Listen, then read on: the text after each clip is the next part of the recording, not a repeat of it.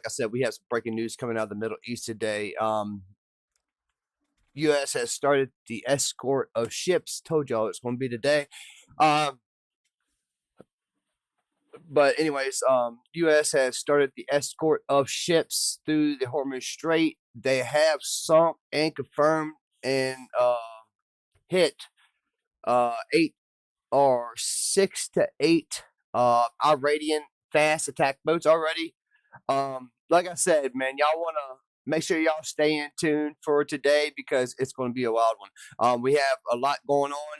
Not for sure if this is the initial start or the initial back start of the war.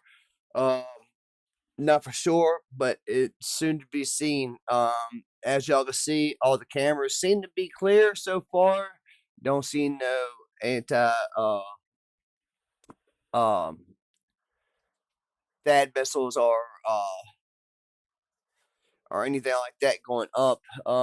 Do not have no alerts going on right now for a missile alerts around Israel or around the Middle East anywhere. So that looks pretty okay. We have seen some flashes on the cameras, but it was just I believe it was lightning. I think it was. I have not heard of any bombings or anything like that going on around the Middle East as of right now. But anyways, further ado, let's get to the news.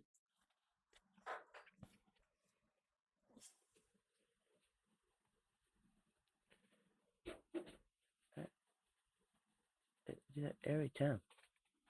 I don't know. We are going to be leaving the call-ins up, so we will be taking calls from now on throughout the whole stream. Whenever we do stream. So, if y'all want to call in, get your voice heard, let me know. I will be having to turn the wait 1 second. I almost forgot about that.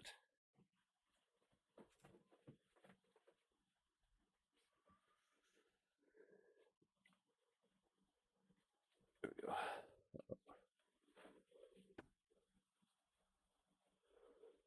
All right. Call-in number is on the page, 540-251-7687. If y'all want to call in, please call in, speak your mind. But further ado, let's get to the news. Big news. As y'all might tell, we are on super early today, still drinking coffee, and we are seeing right now that there's a major situation happening at this very moment. The war is basically restarted as of this hour. So we're seeing Iran launch missiles at U.S. warships in the Strait of Hormuz. That's happening just about an hour ago. We've also seen that the Gulf states are currently under attack by RGC forces. We're hearing missile explosions in Abu Dhabi and in the UAE as well. And we're also seeing that several cargo ships are on fire in the Persian Gulf. And right now, it's a bit of a crazy situation, so we're trying to follow it live, but it's a major breaking news, and it's good to see you all once again. And of course, we're going to be covering this breaking news stream at this moment right now, as we have had breaking news emerge from the Middle East over the past few hours that the Islamic Republic of Iran has begun full-blown attacks against the United States Navy's blockade near to the entrance of the Gulf of Oman, and we've gotten additional reports that several commercial vessels have been hit and heavily damaged within the area of the Strait of Hormuz. At this moment right now, the Islamic Republic of Iran is launching significant rocket and missile attacks against the United Arab Emirates, striking hits inside of the port of Fujairah and causing a major fire at the oil facility on the eastern coast of the United Arab Emirates. Meanwhile, the United Arab Emirates has already announced that they have a right to respond and are possibly preparing a military strike package against the Islamic Republic of Iran as we speak at this moment. The State of Israel has also pledged that they will be conducting military action against the Islamic Republic of Iran due to their unsolicited and illegal acts of aggression against the United Arab Emirates and the United States Navy over the course of this morning. The Islamic Republic of Iran has also confirmed that they have fired anti-ship missiles at the United States Navy's forces near to the area of the Iranian coastline and the Gulf of Oman, and have pledged that they will continue to conduct this action until they break the U.S. blockade. Currently, the U.S. CENTCOM commander, Admiral Brad Cooper, has confirmed that the United States Navy has come under fire by Iranian anti-ship missiles and is stating that while it is unclear whether the ceasefire has finally been broken, the United States Navy will be engaging any forces that are already firing upon them. And reports have already emerged that around 6 IRGC fast attack boats have possibly been hit and destroyed within the area of the Strait of Hormuz. Outside of that, there's been some more murky information that has surrounded the Strait of Hormuz this morning, as there has been an unverified claim that 2 U.S. merchant ships flagged out of the United States of America have somehow been able to transit the Strait of Hormuz this morning, and CENTCOM is also stating that they have somehow demined a passage through the minefield in the Strait of Hormuz, although we do not have enough proof or corroboration of that fact at this moment, and we're still trying to see whether that is an actual claim that is verified or not. Still, the situation is evolving rapidly as we speak, and we are currently watching breaking news developing on air right now, and we're also going to be guiding you all through the past few hours, quite instrumental hours, and how the rest of this week is going to be unfolding, as this most likely will be returning the United States and Iran back into a full-blown war, going to blows with each other around this area. But before we move on into what's happened over the past few hours, we have breaking news coming out at this moment. Matthew, what do we got? Okay, so right now we're seeing that the UAE is currently under an active attack right now. Like I mentioned just a moment ago, Abu Dhabi has been experiencing some form of explosions, and this is apparently the second attack of the morning by Iran on the UAE. And right now we're seeing a NOTAM over pretty much the entirety of the United Arab Emirates for the most part. It looks like there's a NOTAM over the entire area, and we are seeing some flights being redirected from that country, and it looks like they're going to different airports. Also, the UAE just did this 4 minutes ago. They just implemented nationwide distance learning for the students in the country from May the 5th through the 8th. So it appears to be they're expecting attacks to continue over the next few days at least. And also, we are hearing that Kuwait has now issued a high alert warning in their country, expecting attacks to start very soon on their country. So that's pretty serious as well. But right now, we're tracking multiple missile attacks going on right now at this hour. But that is the breaking news as of right this second. And a huge thanks to Enforcer Matt for sharing that breaking news with us, and we will be, of course, covering the prior stories that have already happened over the past few hours as breaking news continues to emerge from the region. To give a recap to everyone who is joining right now, as it is very early on in the stream, and I want people to get a good idea of what's actually going on right now in real time. Right now in real time, we understand that there are some anti-ship actions that are being taken by the Iranians against the United States Navy, and we also have been able to hear additionally that there is possibly some sort of a battle or smaller attacks going on within the Strait of Hormuz against merchant ships or possibly U.S. warships that are somehow within the area. We also know that there are ongoing missile attacks against the United Arab Emirates at this moment right now. We are still trying to gather information and break it to you all live over those 3 stories that are happening in real time as we are live on air, but we're also going to be covering all of the major news that has come out in just a few hours before this, as there are significant developments that are crucial to what's happening right now that have happened over just the past few hours. Moving us on and immediately into the most important news of the past few hours, we actually have more breaking news coming out at this moment. Matthew, what do we got? Okay, so right now we've just gotten word from Israeli sources right now that apparently Israeli security officials say that the situation with Iran could deteriorate rapidly, even within a matter of hours. So that's what Israel's saying. According to what I've heard so far, the Israelis are simply waiting on the green light from the U.S. officials to launch counterattacks on Iran, at least right now. And it sounds like the U.S. is not giving that green light. Hey, we just got a new follower. Big shout out to Heart Heck. Appreciate that. That is Heart Heck. Hopefully I said that right. I really appreciate the follow. Definitely appreciate that. So we'll go over the post here in just a second from the U.S. president. But, I mean, obviously, this is an active war by Iran. Iran has once again resumed attacking U.S. warships. They are now attacking the UAE, and they're also going to be attacking probably the rest of the Gulf states very soon. But we've seen a very strange, kind of disjointed response from U.S. officials. And I think Israel is chomping at the bits to go attack Iran. But the U.S. is not so eager to get back to it, it looks like. So we're trying to see what they're going to do about that. But Israel wants to go, and right now they're waiting on the green light. And it certainly does appear that Israel is ready to go back to war. They've been ready to go back to war ever since the shooting ended several weeks ago. But to give you all an understanding or an idea of how confused the U.S. position currently is at the moment, the President of the United States said in an interview this morning that if the Iranians fired upon a U.S. warship, it was going to be the end of the world for them, and that we were going to level their entire country. And that was said minutes after a U.S. warship had already been targeted and attacked by anti-ship missile attacks by the Islamic Republic of Iran. Iran, meaning that the statement was saying if it happens, and it already had happened by the time that statement was made. And we've seen that since then, the U.S. government hasn't really appeared to be that unified, or at least organized or understanding what path they would be taking in response to the Iranian attacks that are happening right now. We're still waiting to see some form of an official response outside of U.S. Central Command, which is directly dealing with the situation, to be able to understand where the U.S. is going to be going with this larger situation that's currently developing right now. But getting us on into the stories that we have been able to hear just hours before that have led us into where we are right now, and to let y'all know what exactly is going on in the current breaking news stories that we're seeing, the Islamic Republic of Iran did announce that they hit a U.S. patrol boat earlier in the morning. And once again, I want to say that this is an Iranian claim, and the Iranians claim everything under the sun whenever they start shooting at anyone, so they may have not hit anything. But this was the statement by the Islamic Republic of Iran's Fars news agency earlier in the morning. 2 missiles hit an American patrol boat following disregard of Iran's warning. According to their statements, they state that the American patrol boat was unable to continue its route due to the hits and was forced to retreat and flee the area. We have not gotten any reports or confirmation in this moment that a U.S. warship has been hit.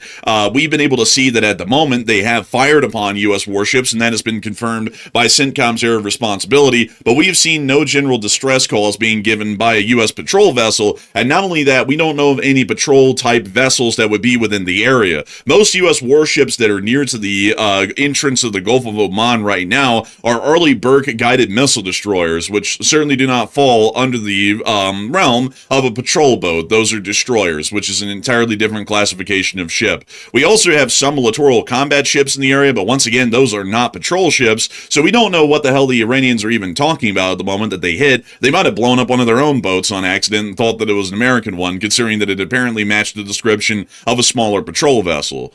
We did get to see, however, that they did show footage of them firing anti-ship missiles at the United States Navy, including in this clip here where the larger surrounding was heavily censored, but we did get to see the anti-ship missiles being fired at the United States Navy earlier this morning.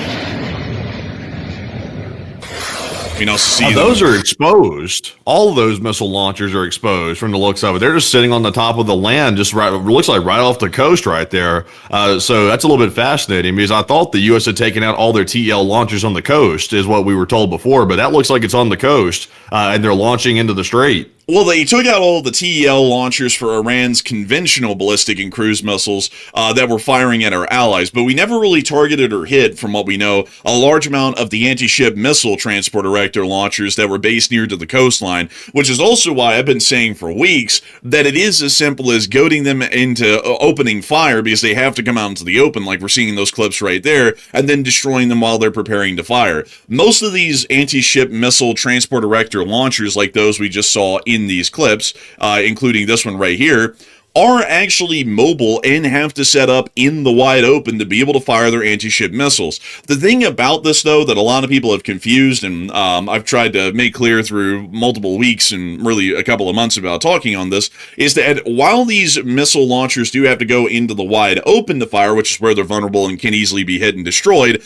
we understand that once they fire, they retreat into some sort of a hardened shelter, some sort of a tunnel complex or whatnot, so that way they can then rearm their anti-ship missiles and then go back out into the open once they're ready to a pre-designated firing position, fire another volley of anti-ship missiles, and then they all go racing back to the shelter of a tunnel. Meaning that for the brief moment that a lot of these anti-ship missile systems are attempting to target and fire at U.S. warships, they would be exposed and in the wide open to U.S. attacks for the larger part, and only a few facilities actually fall under the criteria of being a hardened coastal defense battery that is fixed in position and would be hard to destroy by guided ordnance or some form of a bunker buster. Very few of them fall under that description. Most of them are actually mobile anti-ship launchers like these right here that actually have to move into the wide open and into vulnerability to be able to try and launch their strikes against U.S. vessels.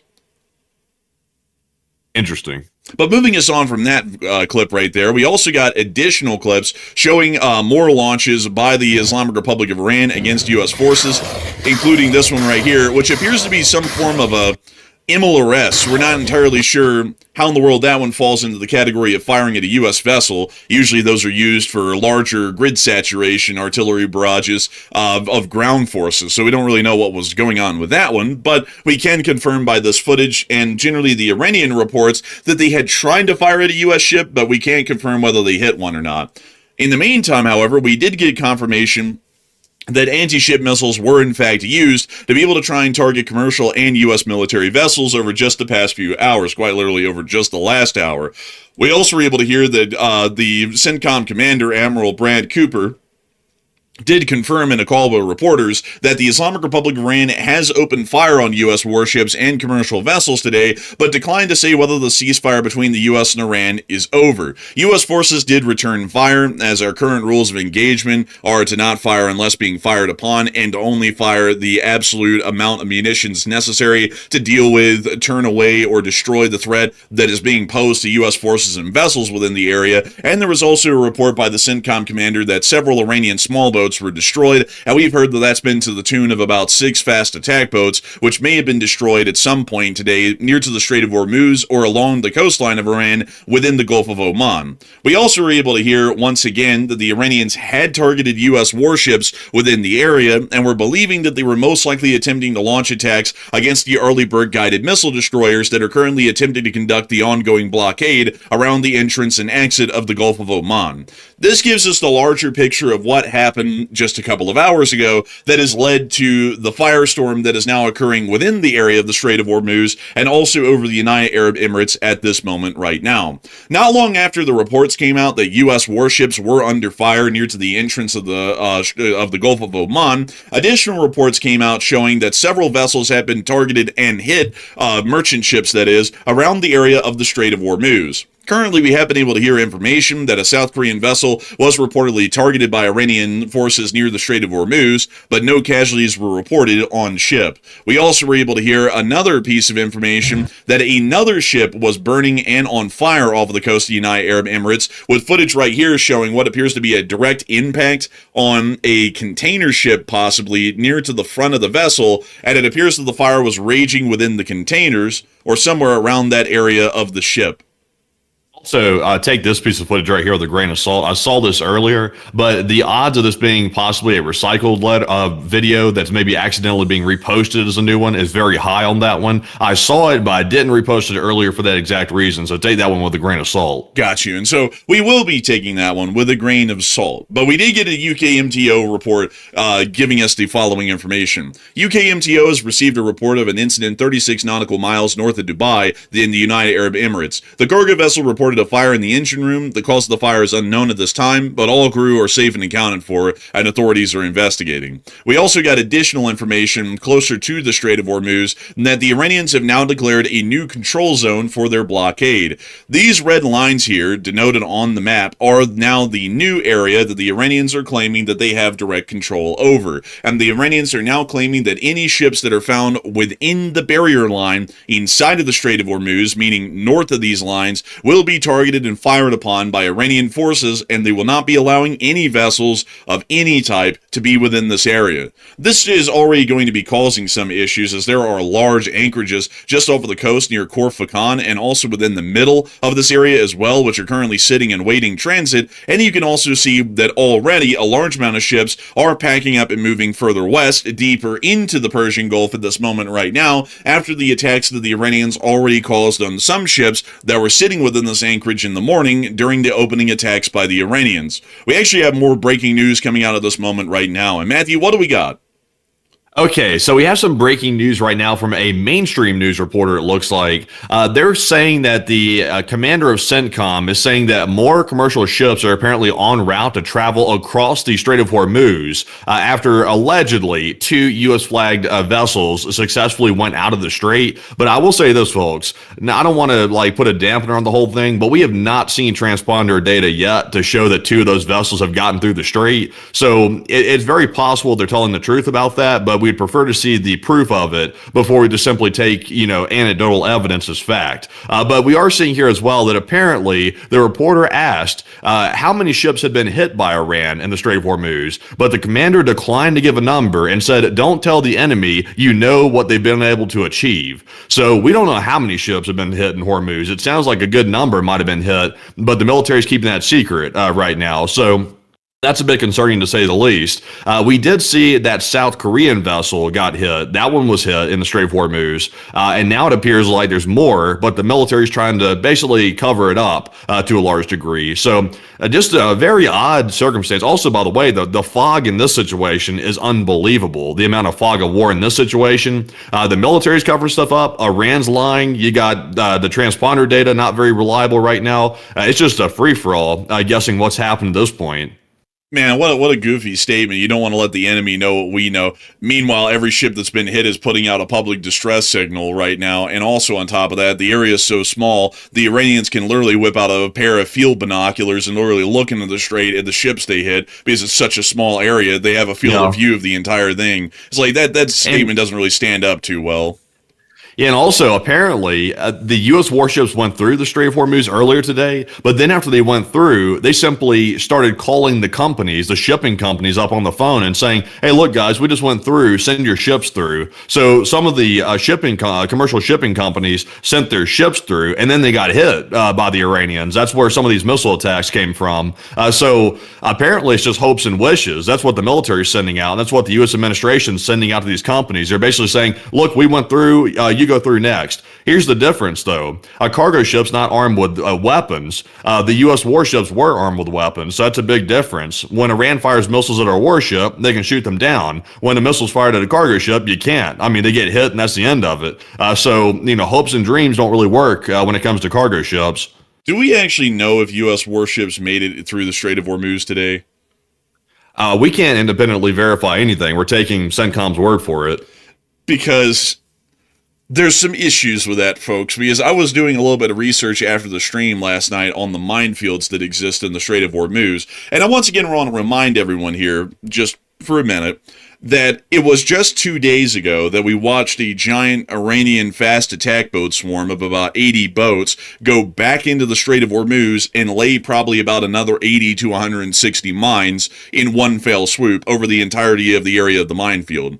The U.S. is claiming that the area has been demined and there's now a little shipping lane through the middle of the minefield. The problem with that is that somehow the U.S. would have had to have been able to go into the minefield within the last 48 hours and completely clear out about a 50 nautical mile stretch, probably a nautical mile or 2 nautical miles wide, to be able to say that we've cleared out a shipping lane within the Strait of Hormuz. And that amount of time, considering that the Department of Defense has already briefed the Congress that it would take 6 months to clear out the entire minefield, the idea of clearing out a single one-way shipping lane through the Strait of Hormuz in just 48 hours seems to be a little bit unrealistic to me. And the other issue is, folks, is that I did look into this as well, as many people have been talking about anti-mine countermeasures by U.S. warships. The U.S. warships in the modern day do have some form of degaussing capabilities and technology on board, which demagnetizes the hull so that way magnetic mines don't stick to them. But modern Iranian mines are magnetic and acoustic, meaning that they can listen to the propeller profiles and the sounds of them in the water and start to float towards the sound of a propeller shaft that is vibrating nearby and then cling onto the hull and then explode either instantaneously or later, depending on the timing of the fuse. So that means that U.S. warships would not be able to go through the Strait of Hormuz at full speed because, while the mines might not be able to magnetically detect the vessels, they would be able to detect them acoustically, meaning that they would still be able to target them. Either that or the screws of the vessel, which are the propellers, would have to be spinning at such a slow rotation that they're not causing cavitation or any acoustic profile, which would then lead to the vessel moving at an incredibly slow rate of speed and taking an incredibly long time to be able to make it through the Strait of Hormuz or the minefield. So I'm not saying that CENTCOM is lying, but I'm saying that this story requires a little bit more information for us to independently verify, because there's a lot of gaps in the story right now that we really can't account for as to how U.S. warships made it to the other side of the strait and then back. Because the way CENTCOM keeps reporting it, they keep reporting it as if there is no issue to be able to pass through the strait. And if that's the case, why aren't they following out the merchant ships that they're telling to go into the gauntlet and just defend them, since it's so easy to keep passing in and out every day? Yeah, and that's a big problem. I mean, on its face, it seems a little bit sketchy, because if the U.S. warships actually went through the Strait of Hormuz and then the Iranians fired missiles at the ships and then they were able to somehow defend the U.S. warships with, anti-missile defenses, I mean, that doesn't look good for the commercial ships, because, I mean, they're going to come up behind the warships and they're obviously going to get fired at. The Iranians were firing at the warships and they're definitely going to fire at the commercial vessels. So, I mean, that's problematic on its face. Yeah, I would have to say, also another thing is with how small this area is, say that these ships are going through the toll booth and they're just south of Larak. If an Arleigh Burke was sitting right where this marker is, they would be only 30 miles away from that ship, and that ship would then be about 30 miles away from an Iranian anti-ship battery or any sort of threat that would be firing at them. A U.S. warship would easily be able to detect that incoming threat on an air search radar or a surface search radar, depending on the type of threat, and engage and destroy it before it was able to hit that ship. That's why I'm saying that it's highly unlikely, folks, that U.S. warships just waltzed right through the strait today into the Persian Gulf and are just hanging out there right now, because nothing about the story afterwards, or even the story of how they got there, is adding up, and nothing about them being there right now is adding up either, because if they're there, why are they sitting aside and just watching merchant ships that they're telling to sail into the strait get blown up without attempting to even defend them? That just doesn't really add up and make any sense. Yeah, it's a little bit problematic with the story right there. Also, one side note, by the way, we saw two different versions of a story come out earlier, and it seems like there's a little bit of a discrepancy. It may be nothing, but just to point this out, the U.S. president said in a Truth Social post that we'll get to here shortly that 7 of the apparently fast attack boats, excuse me, were destroyed. That's what he said in a Truth Social post. But then the CENTCOM commander said 6 of them were destroyed. So they really don't have their numbers straight. So I'm not sure if maybe that's just a glitch, maybe it's an error and they typed the wrong number or something, or their story doesn't match up, one or the other. But I caught that early and I was thinking, that's kind of weird. Why would they say 7 and then the other guy said 6? It seems like they would have the number straight, but apparently they don't. Yeah, it does appear that that's a little interesting as well. We also were able to see the myriad of UKMTO reports that came out here as well. And just to list off the 3 incidents that we know of right now, one of them directly west of Dubai, one of them more towards the area of, I believe it's called Ras Al Khaimah, which you can see right here. And we also have another report that was just directly north of the Omani coast near Kuzmar. Here are the 3 reports that we've had as of late, starting with the first and then moving our way on down to the bottom. The UKMTO received a report of an incident 78 nautical miles north of Fujairah, United Arab Emirates. The tanker reported being hit by unknown projectiles. The second report was that the UKMTO has received a report of an incident 36 nautical miles north of Dubai in the United Arab Emirates. The cargo vessel reported a fire in the engine room. The cause of the fire is unknown. And then the last report was the UKMTO has received a report of an incident 14 nautical miles west of Mira Sakir, the United Arab Emirates. UKMTO received information from a third party that a vessel was on fire and requesting vessels in the vicinity to keep a safe distance from them. The cause of fire has not been verified at this time. We're largely believing that the 2 incidents that have not been verified are most likely direct hits on the vessel by Iranian forces, but we're still waiting for confirmation on that one at the moment. It also appears that according to some information that CENTCOM was able to release to Insider Paper, CENTCOM is reporting that they actually blew up the 6 small fast attack boats in the Strait of Hormuz using AH-64 Apaches and H-60 Seahawk helicopters, most likely using the AGM-114 Hellfire. Once again, lining up with my exact analysis that could easily be done and used to blow up the boats without posing any threat to the helicopters. But we actually have breaking news coming out at this moment right now. And Matthew, what do we got? Okay, so go to Flight Radar 24 real quick and go check out what's happening right now near the UAE. It looks like there's about 16 U.S. Air Force tankers active in that area, which is a hell of a lot, by the way. Let's see if we can get that military filter. Yeah, that's a lot right there. Look at that. That's a ton. That's actually more than we saw during Operation Epic Fury, like when they were launching, missile attacks with fighter jets on Iran. This is a hell of a lot of tankers around the area. It's believed that some of these tankers are supporting helicopter operations in in the Persian Gulf, because apparently that's what's taking out the fast attack boats. There's apparently some helicopters hanging out in there, and I'll tell you all the model of helicopter. It's apparently the Apaches and SH-60 Seahawk helicopters that are currently operating over the Persian Gulf, and they're taking out the fast attack boats that Iran keeps sending out. So far, only 6 of them have been taken out, or 7, depending on who you believe, and that's what the situation is. So that appears to be what they're supporting, but this is a lot of aircraft right here. This might be supporting more than just helicopters. It could be maybe something else. Also, enforcers saying they can't refuel those type, so they can't actually service helicopters at all, you're saying? No, it's just that those specific variants of helicopters don't have any aerial refueling capabilities. They don't have an aerial refueling boom. So these are for fixed-wing operations of some sort. Interesting. So that takes away that analysis completely then. So in that case, then maybe they're planning on possibly sending fighter jets into Iran soon. Maybe they're supporting fighter jet operations, perhaps. But that's a hell of a lot. I mean, that's a lot right there. It's more than we saw previously during the attacks. Yeah, it's a huge number. The issue right now with that analysis is that an AH-64 Apache, neither the SH-60 Seahawk have any form of aerial refueling booms like you would see on some other specialized variants of helicopters like the CH-47G. And just to show y'all here the difference and explain why these can't be used for helicopters, the CH-47G is specially outfitted with that large boom at the front of the helicopter that actually has a refueling probe built into it. And this allows it to refuel from slower aerial tankers like C-130 variants that are actually able to extend the range of the helicopter and allow it to stay in air for a longer duration of time or cover a greater range. The AH-64 Apaches are not built, as I know, of any variant with any form of an aerial refueling boom, and neither is the SH-60. This means that these Apaches are most likely operating from some point-based location inside the United Arab Emirates, where they're taking off from an army helipad and then moving on towards the Strait of Hormuz, firing off their Hellfires, loitering within the area, and then returning back to the field to be able to refuel, rearm, possibly exchange crews, and then send the helicopter back out there to be able to continue operations. The Seahawks are most likely being launched from some U.S. naval vessel within the area, and that does appear to be some information that we're getting at this time. Also, Matthew, you're saying a Seahawk can be which variant, though?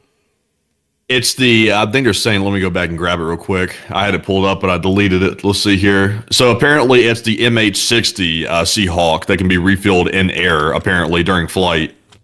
Let's see. I believe that's a Jayhawk. I don't think like a Seahawk can do that. Let me see here. Yeah, so this would be like a Coast Guard helicopter, apparently, from what I'm able to pull up. They're showing on the site I'm looking at that it's showing a military helicopter. So, I mean, it's a 50-50 chance that the Seahawk can be refueled. But, I mean, even if putting this whole issue...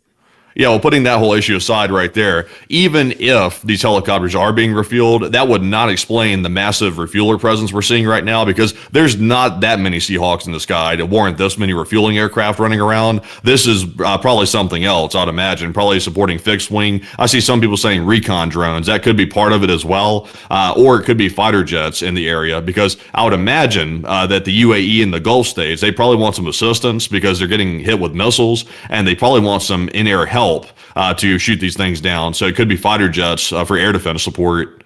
It most likely is fighter jets. That's generally what these sorts of aerial tankers would be able to assist with. And if we can see that if any of them are in an orbit, actively in an orbit right now, which I'm trying to check on right now, it looks like this one's in an orbit at a speed of 310 knots at an altitude of 22,000 feet.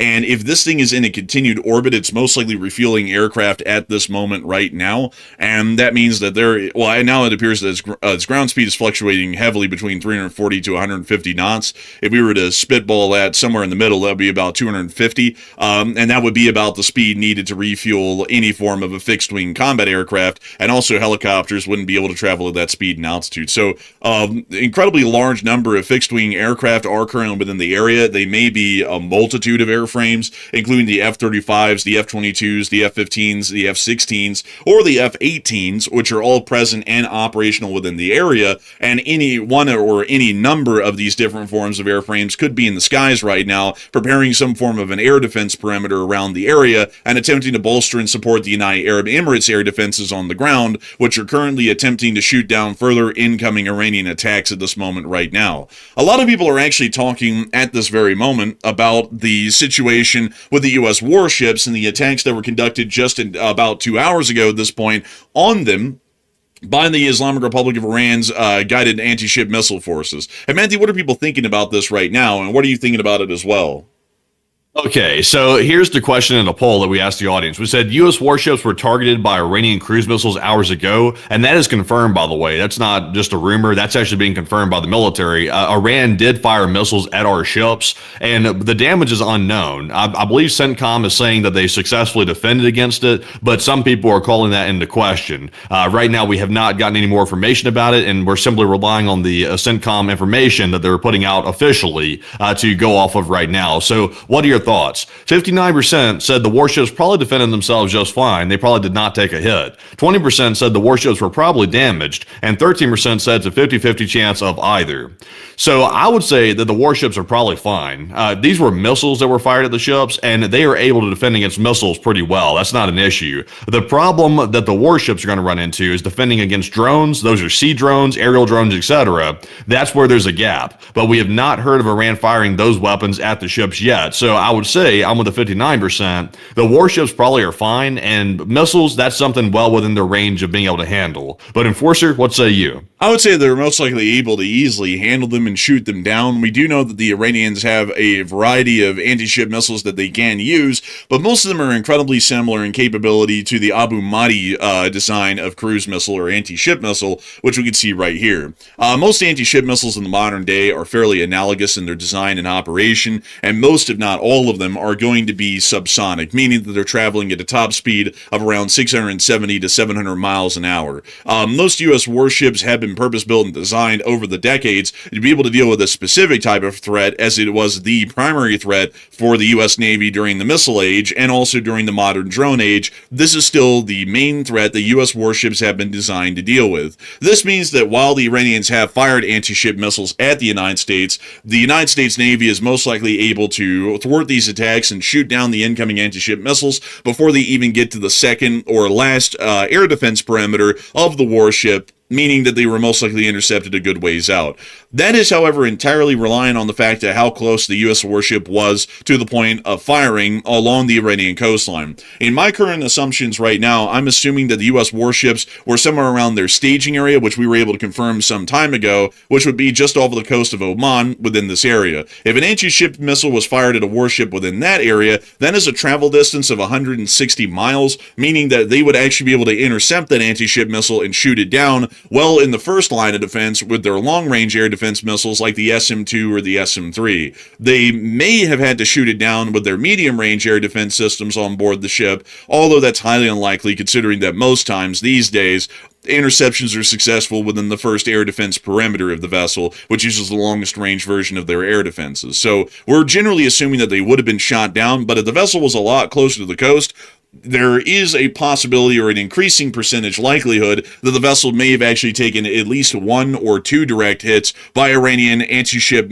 missile batteries on shore, because once again, to remind everyone, the closer that a ship is to the incoming threat, the less amount of time that they have to react, the less layers of air defense they have to be able to successfully shoot down the incoming missile, and that also increases the percentage likelihood that the ship could be hit and damaged or destroyed by an anti-ship missile or other form of ordnance. So generally at the moment, taking the assumptions that I have right now, I'm assuming that they shot down the anti-ship missiles fine. But once again, we're trying to get more information on that scenario to be able to see how far away the U.S. warship was, how many missiles were fired, and what the air defense scenario looked like if we ever get that information. But moving us on out of that report and that poll right there, we've also been able to get some more significant news out of the United Arab Emirates at this moment, which is still an ongoing significant development that we're trying to make sure that we cover and keep updated on air as much as we often can. Within the area of the United Arab Emirates, several attacks have occurred, and the United Arab Emirates has now declared a NOTAM,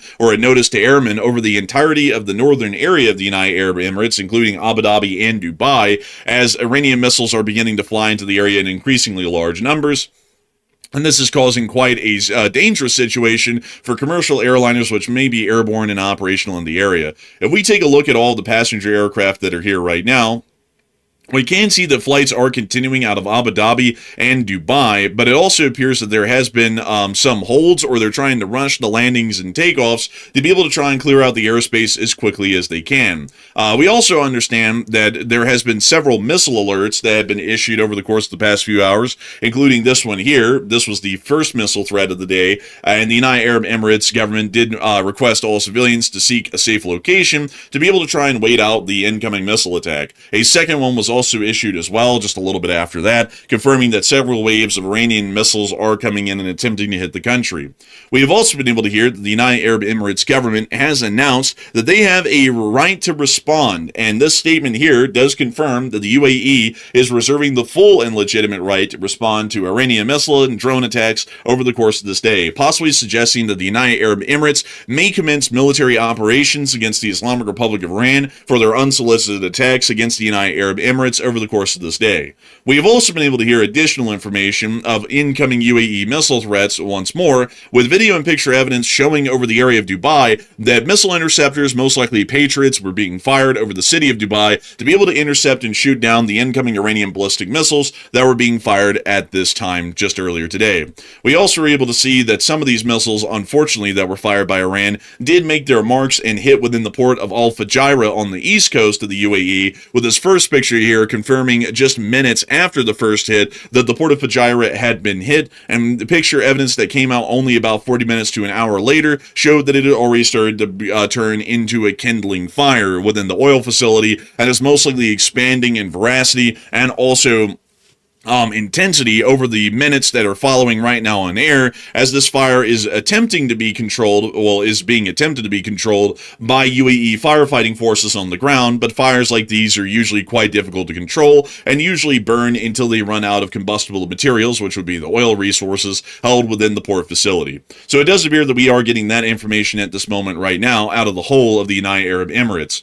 Meanwhile, within the area of the Strait of Hormuz, we've also been able to hear of other developments over the course of this day that have been issued by CENTCOM Area of Responsibility, the Islamic Republic of Iran, and also the U.S. government at large. According to Also, before we move into that, by the way, we do have a video showing that fire in Fujairah. I'm not sure if you had that one. I don't think you did. There's a video here. I just put it under the likes tab right now, and you can see just how large the fire is. And also, we just got the NASA firm satellite, the fire satellite information, showing how large it is. It's a very large fire. This was a pretty serious hit at Fujairah in the UAE. You said you put it under the likes tab?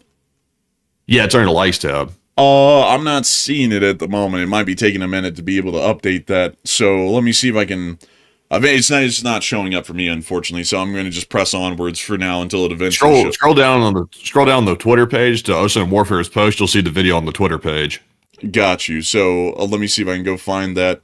Let's see, Ocean Warfare. Trying to look for that here really quickly, folks. And here we are. So here it is. So let me show you all this clip right here.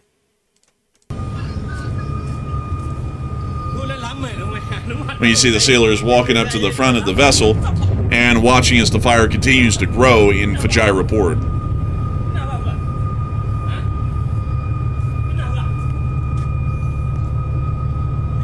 We can also hear some sort of high-pitched squealing.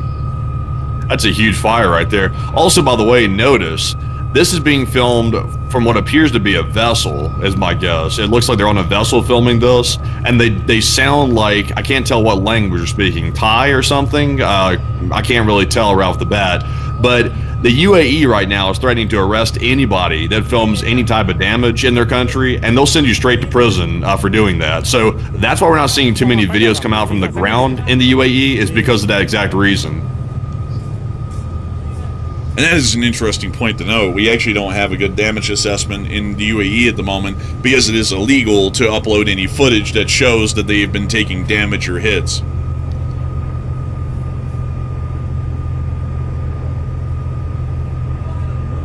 Also, we do have the NASA firm satellite information at the very top of the Twitter page. You can show people just how large the fire is. It's basically showing us what we have in the video, but just to show you the extent of it. And there's the extent of the fire damage right there. It does appear to be largely within the northern area of the facility. So let me quickly get you all here to Fujairah and show you all this facility and what appears to be on fire within it at the moment. So this is the larger area of the Fujairah oil facilities, and we can see that in the satellite photography right here, it appears that this is somewhere within this area. Oh, right up here, actually. It's around this area. So if I take a look at this again, this actually doesn't appear to be on an oil facility. Interestingly enough, this looks like it may be around the area of the Fujairah power plant. I think it's the oil, man, because I don't think the power plant's going to burn quite like that. Well, I mean, it might be an oil fire plant, and it's hit the oil tanks to fuel the boilers within the power plant. That's like maybe, I don't know, because right here it shows that there is a power plant right here, and it looks like to be some sort of a combined gas cycle power plant. And if it's fueled by gas or oil, they would have to store it somewhere, and these tanks would probably be where that would be. Because this entire facility at the moment looks to be some sort of a power station, and these tanks may be storing the fuel, need to power the boilers to be able to produce the heat, to boil the water and the steam, to spin the turbines to produce electricity on the grid, because the large oil facility at the actual port, it's down here, and the oil loading ports and whatnot are also here as well. There is nothing like that around this area for a ship to even be able to load up oil from. Yeah, well, all the posters saying that's the Fujairah Oil Industry Zone, the FOIZ. So I'm not sure if that part there with the electrical plant is encompassed within that or not. It might be the whole area, including the electrical spot, is maybe considered that FOIZ. But it could be also multiple hits as well. Like the satellite there with the fire data is showing us one part of it, but there could be another. Because from the video that we just looked at, I mean, that fire is literally right on the water. Basically, it's right there at the very edge of it. Let's see if we can look at that footage again here really quickly and see what we can tell as a landmark, because geolocating this would be a little bit important in the moment, because we don't know exactly what's going on here, because Firms is showing that it looks to be a fire near to a power plant. This doesn't look like the area of a power plant. It almost looks like there's some sort of a loading crane right there off to the left of frame. So there might be several fires that are across the area, because the Firm satellite seems to insistently show that the fire is within the confine of a power plant. And it does. I think it's with multiple hits. I think it's just multiple of them. It could be they've hit multiple spots on it, because we saw several missiles come in earlier that was coming into this location right here. So it's probably just multiple hits, and they probably just aren't showing the spot where the fire is happening in that video. It could be, actually. That might be the case. So we'll have to see Firm's updates, but it does appear that there is some sort of a larger fire on the area of a power plant just north of the area of Fujairah right here. Because if we look at that fire and where it's centered at, it looks like it might be on this outer tank on the northeast side of the facility, and generally actually within the power plant area itself of the gas power plant within this area. Let me see here really quickly if we can look at something. Let me see. Okay, so there's a street view here. Maybe we can find something out for this one. Yeah, so this is actually, if this fire is a confirmed one, which it is because of Firms, these tanks are actually here to supply fuel to the power plant, which is right over here across the street, because these tanks here actually say the Fujairah, Asia Power Company. So these are actually here to store fuel for the power plant. So it looks like Iran might be attempting to attack critical infrastructure, not just economic infrastructure within the UAE, and is trying to now knock out power plants inside the country, along with attacking the oil port just a little bit further south in Fujairah port itself. Yeah, and also I did get some clarification on this. We were looking at one part of the Firm's data, and there's apparently more fires on Firms. I just reposted another one right here. So we are seeing that there is that fire being detected right off the port. Like we see that little splotch right there. It should be popping up here in a second unless Twitter's having problems. See if it reposts this time or not. Man, it looks like Twitter might be having some issues about reposting. But oh yeah. Yeah, it's having some. Yeah, it just totally crapped out on me just right now. So there is some more data, by the way, though. Y'all can take my word for it. Trust me, bro, on this. We're seeing the fire on the port. We're seeing the fire at the electrical spot. So apparently it was multiple hits on that location from the looks of it.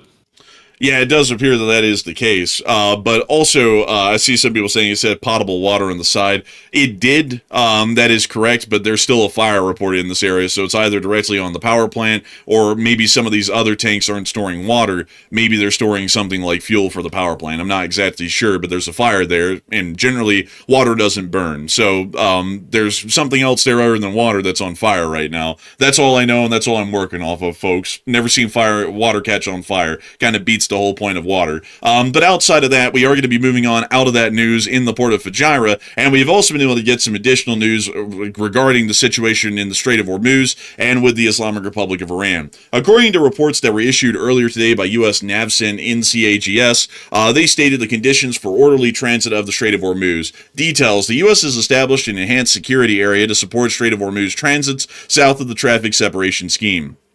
The position and area is south of the traffic separation scheme in the Strait of Hormuz. Action: vessels choosing to transit the Strait of Hormuz should consider routing via Oman territorial waters south of the traffic separation scheme. If they repeat that again, I'm going to have a seizure. Due to anticipated traffic volume, coordination with Oman authorities via VHF Channel 16 is advised to maintain safety of navigation. Transit via or in close proximity to the traffic separation scheme should be considered extremely hazardous due to the presence of mines that have not been surveyed and mitigated. Operators are encouraged to carefully review risk assessments and routing ahead of transit. So, according to U.S. NAVCEN, just to make this clear again, folks, U.S. NAVCEN is saying, watch out for mines, because they could still be in the area. U.S. CENTCOM saying that they cleared out a shipping lane within the minefield, and it's all good. These two statements are contradicting each other, which is an issue that we've been having with a lot of military and government statements throughout the day, because this is saying to transit basically skirting the Omani coast, which is just south of the minefield. And then it's saying don't go any further north because you might run into some mines and get blown up. But then that suggests that the U.S. Navy or CENTCOM's commander is falsely stating that the area has been demined and there's a shipping lane through it. Otherwise, they would say, here is the exact geographic parameters of where we've cleared out in the minefield that you can sail through. You don't have to skirt around the direct coast of Oman to be able to try and make it through. So, once again, we're getting more statements here that are contradicting, kind of what common sense would be, in that the minefield couldn't have been cleared within 48 hours, since the last mine laying that the Iranians have done was just 48 hours ago. So, once again, there's some issues there with the broader, I guess you could say, telling of the story at the moment. We've also been able to hear that oil prices are rising once again, and Brent crude has already skyrocketed back up to $120 per barrel after the UAE announced that Iranian drone attacks had hit one of their petroleum facilities. So it does appear that at the moment, we are starting to get an understanding and an idea here that this little issue or little fracas going on is raising the oil prices once again. A lot of people are currently talking about the situation, however, with the United Arab Emirates and whether the UAE is going to physically respond to the attacks by Iran or whether they're going to sit the whole thing out and take it easy again. And Matthew, what are people thinking about this, and what are you thinking about it as well? Okay, so is the UAE going to finally respond? Because so far, the UAE has held back from launching attacks on Iran during the last Kofefe that we had during the last round of attacks, and it looks like they have not responded yet either. So the Gulf states have generally just sort of been passive. They've been getting hit left and right during these attacks, and they don't do much about it, pretty much ever. So do you think that this attack right now will probably be the final nail in the coffin, and maybe the UAE will get involved? 50% said yes, the UAE will finally fight back. 28% said the UAE will not respond at all, and 16% said it seems like a 50-50 chance. So far, the UAE has issued a statement saying that they reserve the right to respond, but that's not the first time we heard that, though. I mean, we've heard that before, definitely. They're always reserving rights, but they're never exercising them. Honestly, it sounds like the U.S. Congress these days are reserving rights, but not exercising them. So I would say they're probably not going to respond. I'm with the 28%. It seems like they would want to, but they're not going to be responding. I don't think so. They're going to be hoping that the U.S. does something about it, and they don't have to. But Enforcer, what say you? I'd have to say that I'm thinking that the UAE will probably sit back and not respond and just hope that the USA deals with the situation. That's what they did the last time. And I'm having a feeling that they might not change their pattern of behavior this time, because the patterns of behavior by all parties involved has generally not changed at all, even at the moment right now. And I'm thinking that they'll remain the same, meaning that the UAE will hold back and not conduct direct attacks against the Islamic Republic of Iran. But I gotta say, folks, there was a real diamond of a comment that I just saw in the chat, and I thought that this one was so interesting. I have to take a moment to address it. Someone in the chat said, well, obviously we're not going to know the exact location of where they've demined the strait, because then that means that the Iranians would know where we've demined the strait. So I've got to ask the question here. I've just got to ask it. So if nobody in the world knows where the safe shipping path through the Strait of Hormuz is that we've demined, what was the point of doing it? because the whole point of clearing out that path is to be able to get commercial ships through the area without them blowing up from a mine. So if we clear it out and then we don't tell the public where it is, and we don't tell the public is in the commercial ships where it is, and we don't tell anybody where it is, but it's there, what point was there in doing that? We're basically saying, okay, well, we finally made it safe to pass, but we're not going to tell anyone how we made it safe. So it's all top secret again. Like, I got to say, folks, the whole push that people keep having of everything's secret because we can't let the Iranians know. I mean, that's getting really stupid, folks. People are hardly thinking with their brains here on this one. The whole point of clearing it out is to let commercial merchant ships know, which is the public, where to go through, where they're not going to get blown up. So what would be the point of clearing that out and then not letting them know where it is? That's like saying, okay, everybody, there's a whole bunch of snipers out there in that tree line. If you walk out there in that field, you're gonna get capped by the snipers. We took out one of them and it's safe out there somewhere, but we're not gonna tell y'all where that is. Just go out there and figure it out. Like that's basically is leaving them back to square one. They basically just have to sail back into a minefield again. That doesn't make sense. But anyways, moving us on out of that, we've also been able to hear that apparently, according to the United States, 2 U.S. flagged vessels did successfully make it out of the strait this morning, according to Admiral Brad Cooper of CENTCOM Area of Responsibility. But when asked how many ships had been hit by Iran, he declined to give a number and stated, "Don't tell the enemy you know that what they've been able to achieve." There we have that. We've also been able to hear as well that the Islamic Republic of Iran has announced that the strait is closed again, and they put out the following VHF announcement this morning to be able to announce the closure. That the failure of the United States government to fulfill its commitment in the negotiations, Islamic Republic of Iran declares the Strait of Hormuz completely closed again. No vessel of any type or nationality is allowed to pass through the Strait of Hormuz. Any vessel intending to exit the Strait of Hormuz that cross the red line between Hengam Island and Mina Sagat Port, and any vessel intending to enter the Strait of Hormuz that cross the red line between Kuf Mubarak and Fujairah Port will be met with a severe response from the IRGC Navy and will be destroyed. This is Sepah Navy. Out. Hey, man. The instructions unclear. I'm plowing through the strait. I didn't understand hardly a damn word of that right there. U.S. warship, you'll go. Can we get this in English? Like I'm not understanding hardly anything this dude was saying. Man, that guy said, "This is Iran Sepah Navy. Beep bop bop boop boop." It's like, okay, thank you, dude. Really letting us know. Is there not anybody that speaks like a clearer, accent of English possibly, where people might be able to possibly actually get the instructions? I mean, if that's the instructions they're giving out, then no wonder there's confusion. I mean, hell, some people might have interpreted that to say, "Oh, the Iranians said the strait's clear, we're good to go. Let's start moving," and then they got blasted. the Iranian commanders down there, man, they said, let's prank him. Get our worst English speaker to talk on the radio. And they went, really? Hey, Firon, come over here. Yep, what do you need? They're like, we need you to send out the message. Can you do that? Of course I can. Man, it's like, bro, I was like, if I was the captain down there right now in the Persian Gulf and I heard that message come through, I wouldn't know what to make of it, actually, to be honest with y'all. Well, what did he say? Yeah, you would have heard after that. This is the motor vessel such and such. Can you repeat that? I missed the whole thing. You do not get repeat. We will blow you up. But anyways, moving on from that, out of the Strait of Hormuz, that's the current situation that we're seeing right now. And we did get to confirm that around 6 to 4 small attack boats were destroyed, according to CENTCOM Commander Admiral Brad Cooper earlier this morning.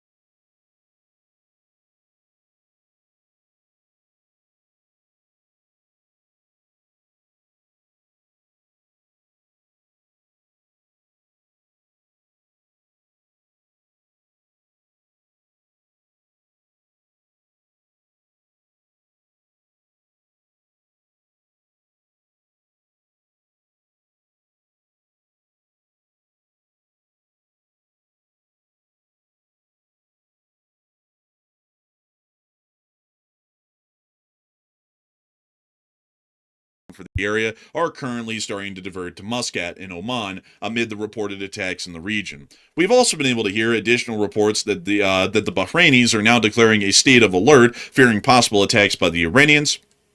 And we've also seen that there were rumors that the Saudi Arabians and the United Arab Emirates were exerting tremendous pressure on the U.S. to try and continue the war. That was according to Israel, though, so I take that with a grain of salt, because they're the ones kind of wanting to, get back to the whole thing. So I think they're trying to set the story up to make it sound like everyone wants to. Maybe they do, maybe they don't. We don't know. But we've also been able to hear as well within the state of Israel that they currently are preparing for a rapid transition to wartime activities against the Iranians again. And according to what we've been able to hear from Walla, Walla, Hala, the IDF is preparing for a rapid transition to a state of war, understanding that only a spark or a misunderstanding between the parties is needed to collapse the ceasefire with the Iranian regime and resume fighting. Simultaneously, thousands of American soldiers and security officials are on standby in Israel. So we do have an understanding that at the moment the Israelis are getting ready for war once again. We also saw some jets over Jerusalem this morning in this picture. Looks to be looks to be an F-15 and two F-22s, so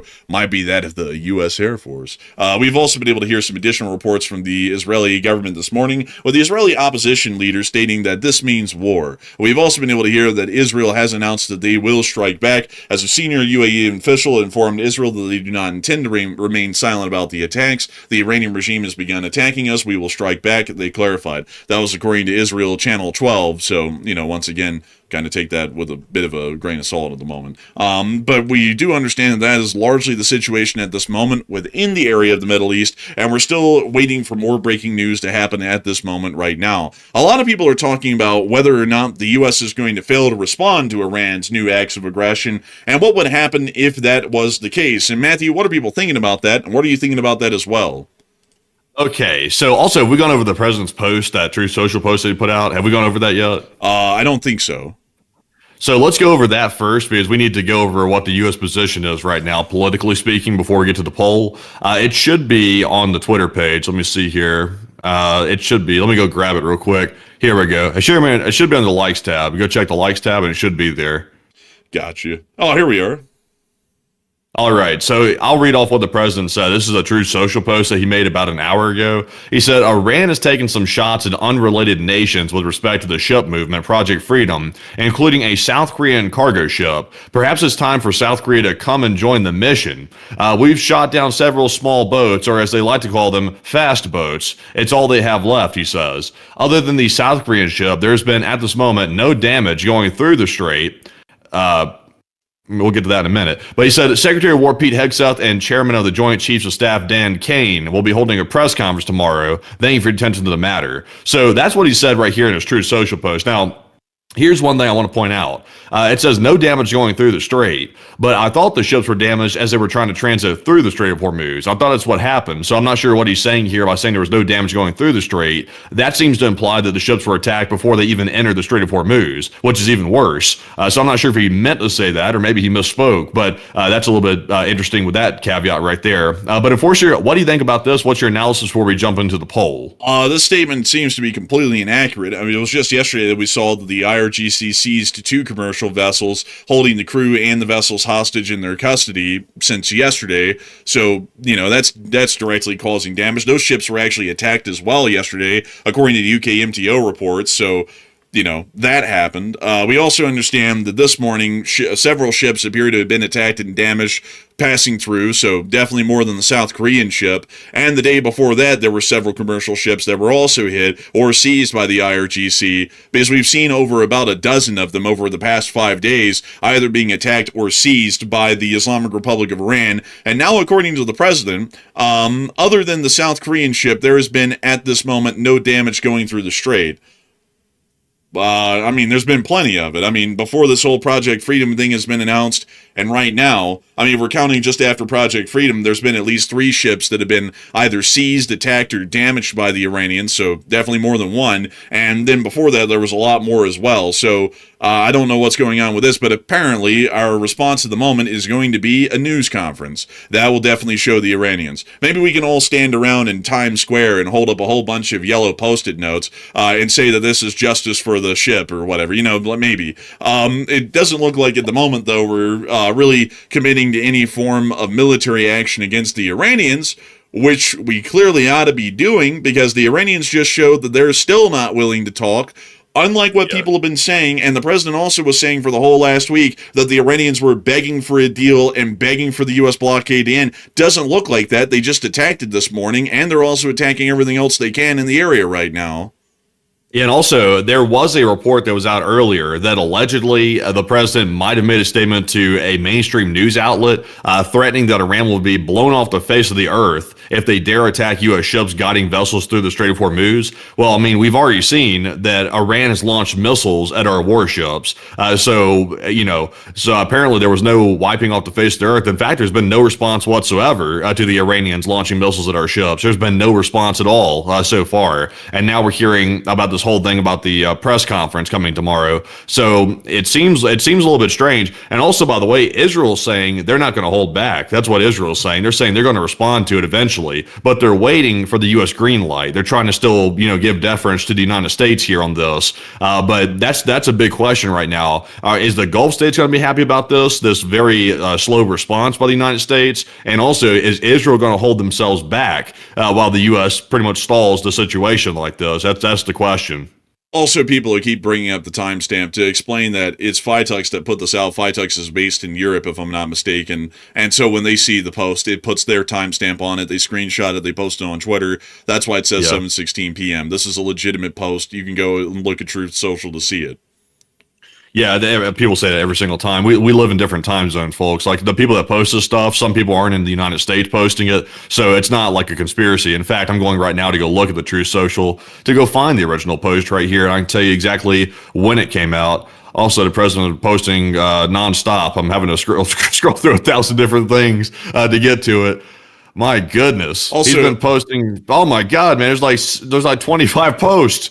Let's see here. So it was an hour ago. That's when this came out. So the actual time on it's 11:16 a.m. in our time, Mountain Time, out here in Utah. So that it's not a conspiracy. It's on the Truth Social. Yeah. So whoever posted this was most likely in Poland or somewhere over there when this came out, and they screenshot it, which is where Phytux is at. We talked to them, and they're based in Europe. I think in Poland actually. So that matches up with the time zone. For people to say, "Oh, that doesn't match up with Utah time," that's because this is called Twitter. This isn't Truth Social, and so someone had to screenshot this from Truth Social and then clip it so that way it was just the post, and then repost that over here on Twitter. So it actually doesn't show the time. If you look down on the bottom right side of my screen, you can see it's 1:03 p.m. in the state of Utah right now. This is, however, a picture, a snapshot that someone made from Poland and put it on Twitter, so the time zone doesn't match up. There's no great Illuminati conspiracy theory here, folks. It's just that the world has 24 different time zones because it's round and it's a globe. Yeah, it's true. But in that note, though, let's get into the poll. It says here in the poll, if the USA fails to respond to Iran's new aggression, will the U.S. start to lose support of the Gulf states? 53% said yes, the Gulf states will get pissed. 32% said no, the Gulf states have no alternative. And 6% said they'll probably overlook it this time.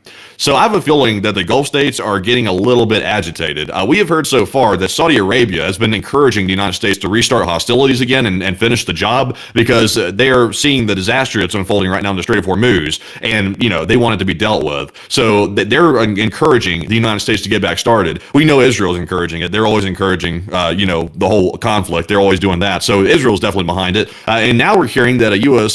senator is now encouraging it as well. Y'all might know who it is. It's Lindsey again. Lindsey's always doing that. He's kind of like Israel with that whole situation. He's always encouraging that. But in this case, though, I would agree with him. It's about time to finish the job, especially now. I mean, Iran has given the United States every justification in the world to go and deal with this situation. I'm kind of surprised that the U.S. didn't launch immediate counterstrikes after Iran did this. Kind of a little bit odd. My question is this. What is the plan for the next few days? Is the U.S. going to keep encouraging commercial ships to take a massive risk and go through the Strait of Hormuz and potentially get hit with a missile while the U.S. warships hang out nearby and wave and give, moral support? Are they going to be doing that for the next few days? Or what are we doing here? Like, at this point, the plan's not clear. And if the plan's not clear to us, then the public, I can almost promise you the plan's not clear to the commercial shipping companies. It's probably not clear whatsoever. So when it comes to the Gulf states getting pissed, I would say I'm with the 54%. They're probably getting irritated. I'm sure everybody in the region at this this point might be getting a little bit irritated. They're probably trying to hide it to keep relations good, but yeah, I'd imagine that it's probably bubbling under the surface. But Enforcer, what say you? I'd have to say I'm with the 54%. They're probably getting pretty pissed because right now, at the moment, the Iranians have attacked the UAE again, gone out of their way to do that, and have attacked the U.S. Navy. And our response at the moment right now is to do nothing. Basically, rather than fire back at a minimum to deal with the threats that are firing at us. But we're not starting any larger airstrike campaigns or anything else. And I don't know where this is going to be heading, folks. There's a couple of places that this can be heading, and I'll list out the couple of options we have right now and what the likelihood of chance that's going to be done and how it'll turn out.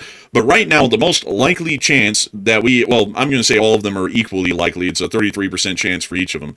One option is that the United States, in the next few days, actually responds to this and starts military actions against the Iranians again and forcibly reopens the strait. The other option is that the United States does nothing, and we just sit here and continue to sit around and let the Iranians either continue to attack us or they stop and we still do nothing, which is the third option. I don't know which way it's going to go, but with how the U.S. is not really reacting at the moment right now, and is basically treating this like a little ordeal, considering that the Iranians just fired at U.S. warships and were attempting to destroy them by firing anti-ship missiles at them, and they've already caused some pretty significant damage in the UAE, it's a little bit odd that we haven't seen a response yet. I mean, it's been a couple of hours now since all of this started, and we're still seeing that the U.S. has not made any active armed response yet at the moment. And that's a little bit interesting to me because it's suggesting that we might see that the U.S. just decides not to make a response to what has just happened. And if that is the case, that's incredibly weakening of the image of the United States of America around the world, and is also going to be causing a great deal of anger amongst our allies inside the Middle East.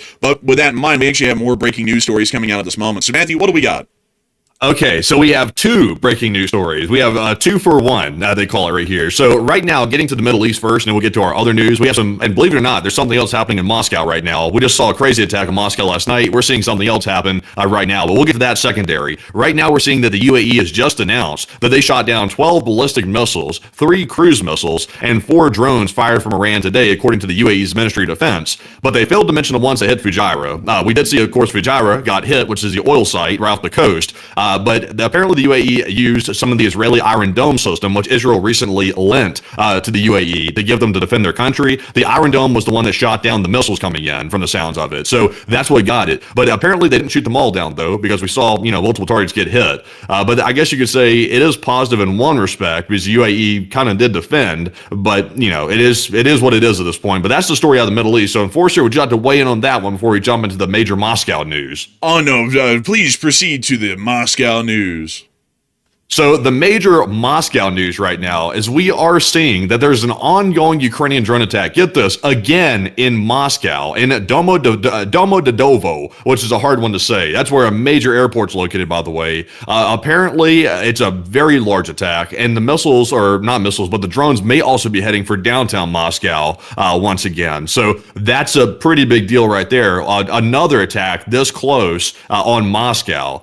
Also, by the way, Zelensky has just announced that Ukraine will begin a ceasefire on May the 5th and the 6th, and that is contrary to what Putin just said. Putin just announced a unilateral ceasefire on his accord, and apparently that ceasefire is only going to be on the days of the parade around May the 9th. So it sounds like Ukraine is saying they'll do a ceasefire outside of the parade, but Putin is demanding that it gets done during the parade. So I'd look at that. There's a big discrepancy there with that. Also, Russia has just announced that if Ukraine attempts to attack the Victory Day parade, there will be a massive direct retaliatory missile strike on the center of Kyiv. That's what they just said a minute ago. So that situation with Russia, Moscow, Putin, and Zelensky, that situation is very volatile right now, to say the least. But Enforcer, what say you? A very interesting turn of events. We can also see here, folks, in the statement that was issued, it says, position Domodedovo in the Moscow Oblast, drone threat currently happening over the area. That's generally what this post says. Domodedovo is on the southern side of the city of Moscow, near to the outer ring road, where the air defense is primarily based, but it kind of falls almost kind of within air defense dead zone from what we've seen in the past. Most attacks the Ukrainians conduct within the southern area of Moscow actually end up being successful successful in either knocking out the power grid or causing some significant damage to some industrial sites within the area. So this is quite an interesting one to see. The Ukrainians are continuing attacks on this once more, and not only that, are continuing their strikes around Moscow with hundreds of drones on the way, as we were hearing just a little while ago. It does appear that at the moment, the armed forces of Ukraine are still attempting to pressure the Russians into canceling their parade, or at least threatening them significantly that if the parade goes forward, there might be a major Ukrainian attack that, God forbid, might knock out the parade, or cause major damage to the forces involved in the parade. So a little bit interesting with that one, and it's quite nice to see. It is wild. Also, by the way, I hate to pull your brain back another direction, but let's jump back to the Middle East here for a second. So apparently, it looks like, this is according to Jonathan Karl, by the way. Jonathan is a reporter with ABC News. He says in a phone conversation a short while ago, the president stopped short of saying that Iran has violated the ceasefire.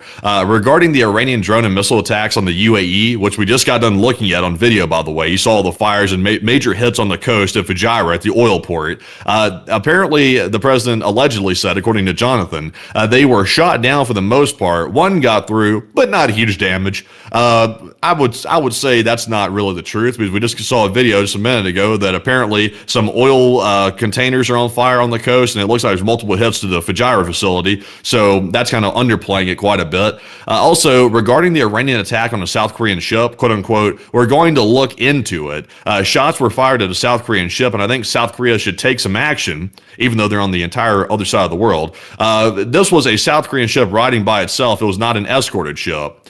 Okay, so now apparently the South Korean ship was not being escorted from the looks of it. So I don't know, folks. Like, here's the thing. Like, he can say a million different things, and we're like piecing together the puzzle. If it's this hard to piece it together, then there's clearly some discrepancies in the story. Like, obviously, because at this point, you know, 1 minute it sounds like it's escorted, the next minute it's not escorted. I mean, why is there so much disinformation running around from the executive branch at this point? I mean, it's insane how many versions of the story there is at this point. But Enforcer, what say you? Also, you know what this statement summarizes into? It says the U.S. isn't taking any action over what happened today. That's what this says in short. We're going to look into it. Shots were fired at a South Korean ship, and I think that South Korea should take some action.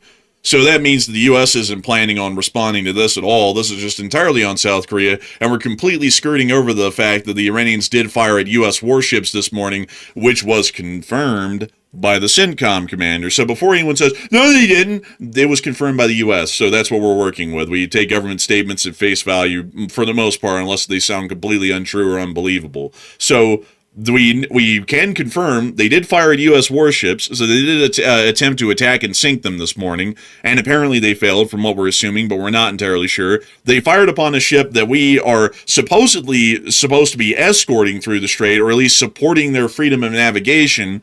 Now we're not supporting their freedom of navigation. Now they got blown up. It's on South Korea, and it wasn't even being escorted. So generally, Project Freedom's already collapsed to this moment right now, because the support for U.S. navigation doesn't mean anything once your ship's hit and caught on fire, because then the U.S. just completely acts like you weren't supposed to do that, and it was just a whole thing that they weren't attached to or involved in.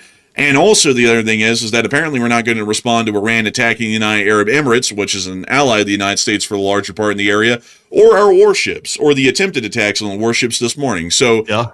Pretty weak response. Yeah, a little strange. Also, by the way, the U.S. also called this morning on China to help reopen the Strait of Hormuz. Just to remind everybody, I'm sure everybody knows this, it's common sense. China is an adversary of the United States, so that's like calling on Russia to assist. But, oh man, Enforcer, can you pull up the Post? Could you pull up the Post, possibly real quick right here? Because apparently Xi Jinping has weighed in on this right here. As you can see, it says, we ain't reopening shit, bro. And there's Xi Jinping right there delivering the solemn news to the United States.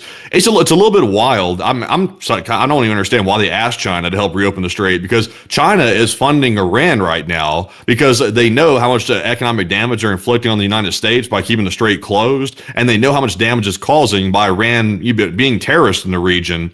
So why we're asking our enemy to help us out? I mean, I don't understand that. It makes us look desperate. Yeah, it does make us look desperate. Also, it's like, it makes us look It's like that's literally the enemy of the United States. That is the number one enemy. That's public enemy number one. It's China. Russia's number two and Iran's number three, speaking in terms of priority, as far as the most dangerous and powerful of the group. So we're literally going to go to the leader of the modern Axis powers and ask them to help us. That is ridiculous. I'm not like, I gotta say, folks, I've never heard anything like this in my life before. Imagine this happening in any other period of history. Hey, like the American Revolutionary War is going on, and then they're like, hey, Britain, could you help send some money to rebuild that bridge down in Philadelphia, please? We'd be really thankful for that. It's like, what the hell? It's like, I could never imagine, man, in any other historical period, a legitimate request of an enemy nation to help us out in our own strategic quagmire. Like they're going to help. Like that doesn't make any sense at all. Yeah, I don't understand it really. But, you know, we'll have to see what the plan is over the next few days. But, I mean, here's the catch, folks. I think eventually Israel is going to act outside of U.S. Instructions at some point. I think they're going to probably go for it at some point because, I mean, Israel is thinking about the whole situation. They're thinking, you know, well, Israel's been wanting to deal with Iran. I mean, the entire time we've been having to hold Israel back from what they've been wanting to do. So, you know, if the U.S. keeps taking this very strange approach of letting the Iranians like take pot shots at the Gulf states, take pot shots at the U.S. vessels, and also I'm sure that Iran's probably going to restart their attacks on Israel probably soon. I would imagine so. If they're attacking everybody else, they're probably going to resort back to Israel, and also not to mention the proxy forces, they're still attacking Israel even to this day. We're seeing Hezbollah, they're still launching rockets at Israel nonstop. So that ceasefire didn't hold up whatsoever. So I have a feeling that Israel's probably going to say, hey, look, United States, you can either do something or we're going to have to do something, one or the other. And the United States might get into maybe a confrontation with the Israelis about that. But ultimately, I think Israel might act on their own.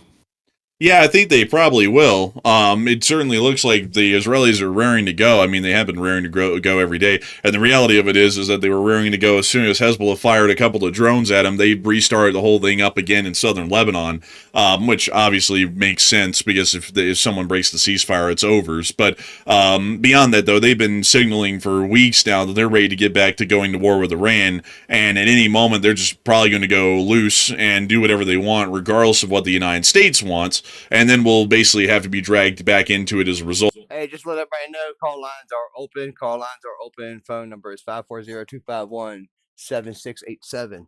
Call lines are open. Call in and speak your mind. Talk about the show, whatever y'all want to do. If y'all want to give shout outs, let me know.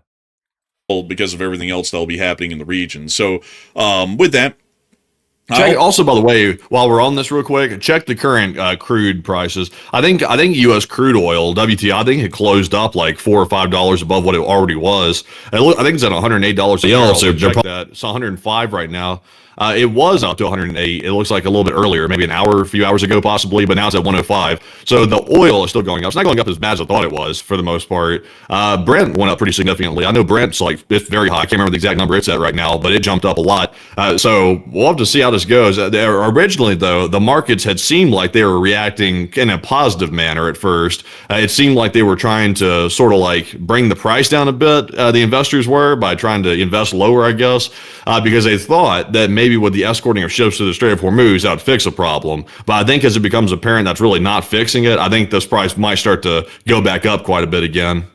Yeah, I have a feeling this is probably going to start going back up quite a good bit, without a doubt, because we're not seeing any actions by the U.S. that is even showing that the strait's going to be reopened at all, or that we're even going to be escorting ships through at this point. And you know, Matthew, I was just kind of thinking on that whole announcement that was made yesterday that we were covering in that breaking news stream. Isn't that kind of interesting that the U.S. said something that would be stabilizing the oil trades and the oil logistics around the world literally right before the markets opened on Monday? Wasn't that kind of interesting? Yeah, well, I mean, they do actually have the ships around there, though. Like, the ships are in the area. That's why they got missile attacked by Iran. They are there, but the catch is, though, the plan was not as cohesive as they were making it out to be, and that became obvious this morning. Well, yeah, but, you know, when you think about it, though, they say something that sounds really positive. You know, like, oh, don't worry, everybody. The oil will finally start flowing again because we're going to start escorting the ships through. and it's going to go like clockwork. And so then the oil prices drop. And then this morning we see that there is no proof of U.S. warships around the strait. A ship did try to go through and it got blown up. And then once it gets blown up, we say, actually, we weren't escorting that one. And, and on top of that, the whole situation is what it is. And we'll have a press conference on this tomorrow. And outside of that, it just kind of is what it is. It kind of seems like those statements may have been made to put away some fears before, things started getting back to business on Monday. And then after that statement was made, it looks like there hasn't really been any actual follow through on making that a reality of what was said yesterday. But we actually have breaking news coming out of this moment right now. So Matthew, what do we got? Okay, so the Iranians are making some statements again. So if anybody's ever confused about, whether or not the U.S. should negotiate with Iran at this point after this multi-week ceasefire, here's your answer. The IRGC senior, Ali is his name really Ali Akbar? Is this a joke or is this real? Bro, is this real? Like, is somebody pulling my leg with this? Ali Akbar. Ali Akbar? Bro, this can't be real. This cannot be real. You're not going to believe it. No it's way. Real. It's real. He's a real guy. He's Ali Akbar Ahmadian. Fair enough. So IRGC senior Ali Akbar Ahmadian responding to reports that the U.S. rules of engagement have been changed. Mr. Akbar said, come closer. We are ready. So, there's the Iranians right there. Ali Akbar said it out of his own mouth. He said, come closer, we're ready, U.S. Navy. I think very clearly the Iranians are not looking to negotiate. It's time for action on the Iranian regime. That's pretty wild right there, though. That's pretty wild. Ali Akbar, really.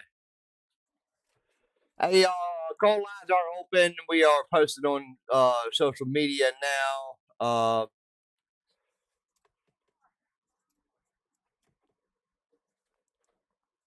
We are live, y'all. We are live. Remember that.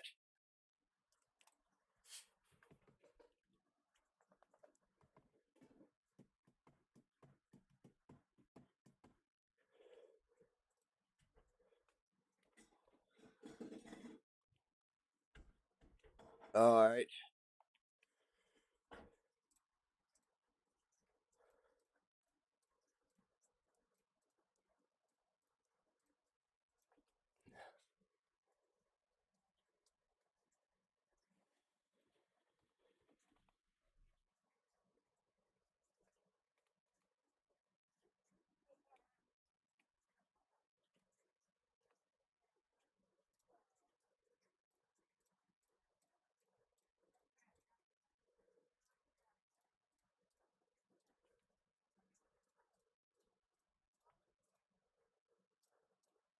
Call lines are open. No, they got the spokesman out here, Ali Akbar, man. They got the spokesman. I thought somebody was pulling my leg there for a minute with this, but apparently that's actually his name. But that is what it is. But Enforcer, what say you? Oh my god, man! This is a joke. This is a joke. There's no way that this guy's dad would say, "I will name him Ali Akbar." Oh my god, I can't believe that. That's like his actual name, and he's a legitimate person. He's not fake or anything. He's real. I gotta say, apparently it looks like they're not going to be negotiating with us. Looks like they never really were wanting to, and as we already know, they're just trying to buy themselves time to build up further pressure on the United States economically by keeping the U.S. position in limbo. So big shout out to Ali Akbar Clean for getting that one out to us, because we always love to know that we are still dead on the nail. The Iranians are impossible to negotiate with. This is a radical terrorist regime that's in charge of the country, so clearly they're not going to negotiate in good faith or operate on good faith. So there we have that. I gotta say though, man, at this point, I feel like, what I feel like, man? I feel like I'm playing a game. Hey, how's it going over there on Twitch?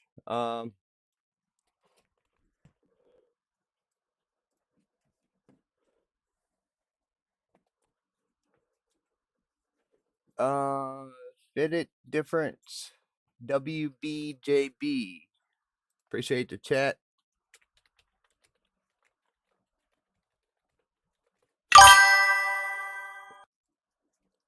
Oh, I'm gonna have to fix that problem over there on Twitch. For some reason, ever since that we had that one little glitch where it wouldn't let me in Twitch, Ever since then, we've even having like a drag problem with the frames. Like it don't make sense for real. If y'all have problems over there on Twitch, holla at me. Let me know. I apologize. But I will figure it out what's going on over there.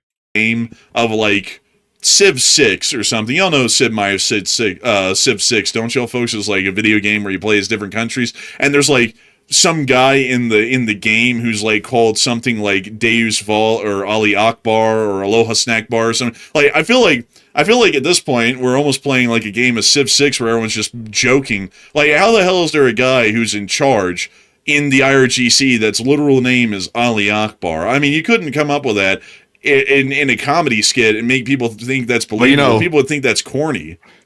Well, the second best, I think this one might take the cake right here. And I didn't know that. I've never heard of this dude right here. That's the first time I've ever heard him say. They just brought him out the closet. They just brought Ali Akbar out the closet and started making some threats toward the United States. So, they come out of the woodwork, people. I can't keep straight, like, who's talking on behalf of the Iranians at this point. But, down there in Yemen with the Houthis, they have, like, something al-Houthi. Like, his name is al-Houthi, the dude that's in charge of that group down there. The naming conventions here are definitely a little bit fascinating, to say the least. And then the former ISIS leader was Baghdadi. Like, who the hell came up with that name?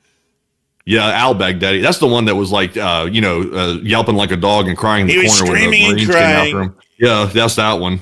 Yeah, that was that one. And then you had, let's see, what are some other ones? I can't think of any others off the top of my head. But yeah, like the names are wild sometimes down there. A real trip. Yeah, it is. It's really wild, definitely, for sure. Also, by the way, like at this point, folks, like we were saying before, like I was just making the point a minute ago. The Iranians don't want to talk, so I'm not sure. That's why we've been saying we're not sure why the U.S. is like stalling right now, because there's not any reason to stall. Like the Iranians are still attacking. They're still a problem. The regime's still in charge. They're still holding up the strait. I'm not sure what they're waiting for. I think that's what everybody's asking at this point. The Gulf states, the Israel, everybody's like, what the hell are you waiting for, United States? Even U.S. citizens are asking, what are we waiting for? And we're the ones, putting ourselves at risk by going there to get in the situation. So look, I'm going to tell you, all right, now I agree with him. Like, what in the heck are we doing? Why? I understand we got the blockade, and like, I understand that we,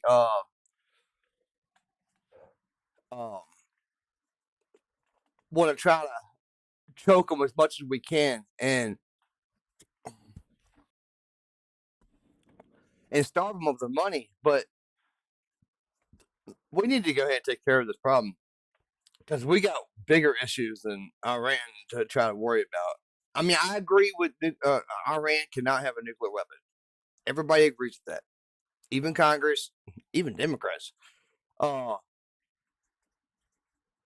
they can't deny that. They've literally been in Congress saying that Iran's the biggest threat in the Middle East to our allies and to us. You've had several of them before Trump was president and before Trump actually did something that was saying this. But the way that we're carrying this out is literally we're stomping ourselves in the foot. Unless Trump knows something that we don't know. But at this point, we just need to go ahead and clear them out. Just go ahead and start bombing the crap out of them, and then put boots on the ground. We're going to have to put boots on the ground. There's no doubt about it.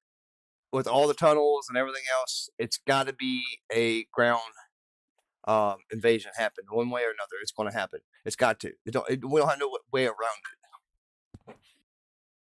In order to actually go in and actually get all the IRGC members and get them all up out of there, and then have a total regime change, you're going to have boots on the ground. And I hate to be the one to say that, but it's true. We're definitely going to have boots on the ground to actually be able to actually take control. And I don't see why we would give Iran back to Iran, if you understand what I'm saying. Now, I understand the culture, but put somebody in there that is going to be in line with us, not somebody that's going to be in line with our enemies. And I don't even need to say who that is. But anyways, let's get back to the news. Situation. Call lines are open, 540-251-7687. So I don't know what they're up to at this point. I'm not sure if anybody does. Also, we're hearing even allies of the administration start to say it's time to finish the job in Iran, and we're still not seeing the job get finished. So I don't know. I feel like they're getting, I don't want to say they're frozen out of not sure what they're doing. I'm not really sure if they're frozen because of that reason. I'm not sure which way to turn at this point. But I mean, it's like I'm at a loss. I'm at a complete loss, and I don't know what to make of it. And also, I find it funny. I always find it humorous, folks, because we always say something like, well, the U.S. position is, that they're going to do nothing, and they don't really have a plan. And then people will be like, oh, you're full of crap. And then something like this happens today, and it's like, well, that clearly is the case. They don't plan on doing anything. And everyone always says that there's some greater plan going on, or there's the 60 chess, and we're not seeing it. I mean, if there were, I would like to see at this point, like we've been saying for months now, that they forcibly reopen the strait, because that's the only thing that's going to work. But outside of that, we have more breaking news coming out at this moment right now. So, Matthew, what do we got? Okay, so right now we are seeing that apparently, according to sources in Israel, and they're allegedly getting this information from officials within the government, they're saying the U.S. and Israel are considering hitting Iranian missile launchers and an energy facility in response to the Iranian attack on the UAE. They're saying here that apparently they might go for a parallel strike. Since Fujairah was hit, they're going to try to hit something that Iran has that's similar to Fujairah and try to level the playing field. But that's what Israel's saying, though. Sometimes Israel puts stuff out and it turns out not to be true later. Sometimes that happens. This could be one of those instances. But I would be surprised. I will admit, I would be surprised if the U.S. didn't respond whatsoever to this. That would be unbelievable. I would have to see that to believe it. It could be that maybe the U.S. is simply waiting to get their act together before they launch this retaliatory strike, possibly. I would have thought they already had that plan in motion since they started this freedom operation on Strait today, but maybe they were behind the curve a little bit. Maybe it's going to take them like a couple of hours to get ready, possibly. So we'll have to see, but that's what they're saying.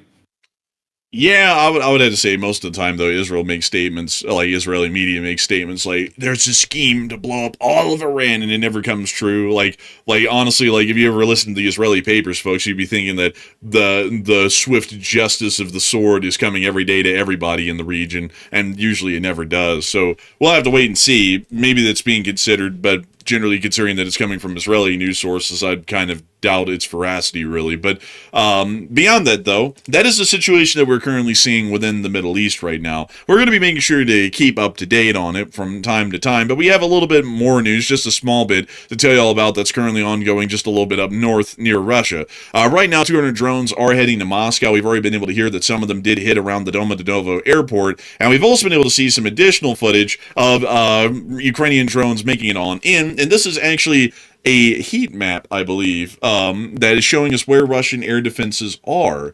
And that's quite a large amount of air defenses, and also where the FP-1 made it, which was all the way into the very inside of the Moscow air defense perimeter. We've also been able to hear as well that in the early hours of this morning, a Russian Ka-52 was actually chasing down a Ukrainian drone over Moscow. There it is, chasing the drone. Oh, wow. He's got a whole helicopter chasing it. Look at that thing's kind of going slow. Yeah, honestly. There it is again, chasing the drone. There's the drone. And there's the Ka-52 behind it.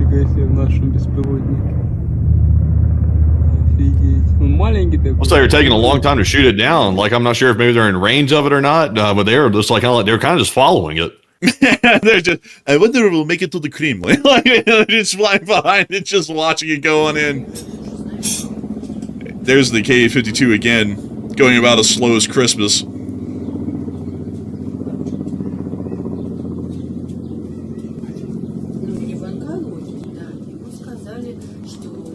Really quite the high adrenaline chase that we're looking for here, going 3 miles an hour up there. Man, this is less boring than that chase with O.J. Simpson in the Bronco. You know, man, if they had a white helicopter, we could say that they're riding around in a white Bronco, please.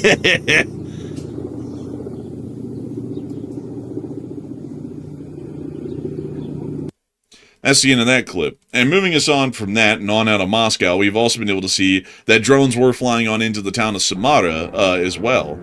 which we can hear right here. Ой, It's прям coming вот on in. Вот он, прям над моим домом. Ебать, видно, нет? Смотри, летит, сука.